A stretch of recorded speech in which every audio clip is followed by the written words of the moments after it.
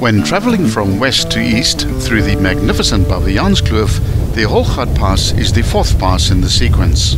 It's often confused with the Kombrings Pass, which lies a few kilometers further to the east.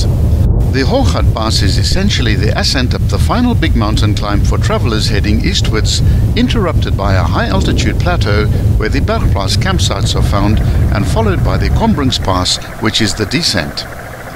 The pass contains 49 bends, corners and curves within its 4.7 kilometer length, and 10 of those corners are greater than 90 degrees. The road is partially strip concreted, and sections of the concrete are in poor condition, making for quite a bumpy ride.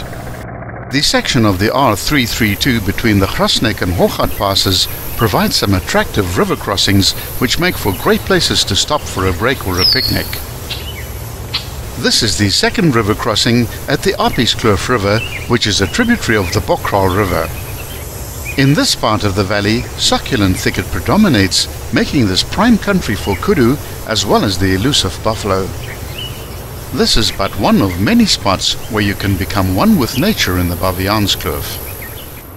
From the eastern start, the road remains on the southern side of the smaller river, climbing gently at a gradient of 1 in 23.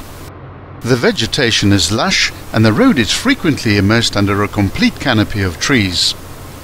At the 450 meter mark, there's an 80-degree right-hand bend with an easy radius which changes the heading into the southeast. Once past the Smitskraal campsites, altitude is gained and the views start opening up, revealing a panorama of peaks and hills smothered in dense vegetation. There aren't many safe places to stop, but if you do want to stop at any point, it shouldn't present any serious problems as traffic volumes are usually quite low. Once through the final river crossing, the road bends to the left and the heading settles down into the northwest, where it will remain for the rest of the climb. This is where the meaty part of the pass starts, and the next 3 kilometers will require your full concentration as the road is peppered with a series of very sharp corners and some fairly rough sections. This is also the point where the concrete strips begin. The concrete is at best rudimentary and was laid to provide non-four-wheel drive vehicles with sufficient traction to safely negotiate the ascent. Over the years, the concrete has begun breaking up in many places, and this tends to throw vehicles around a bit, requiring a dead-slow policy. As the road climbs up the ridge, it ducks in and out of 8 small side ravines.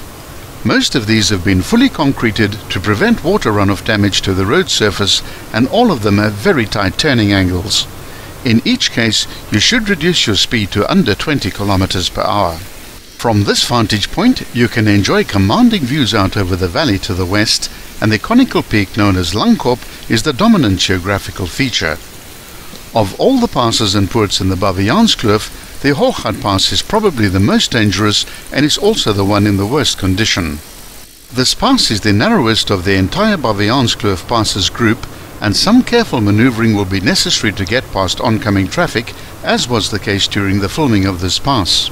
In general, descending vehicles can be seen for a reasonable distance ahead, allowing drivers to find a suitable place to pull over. Etiquette is for descending vehicles to have the right of way, but this is not always practical, as is the case here.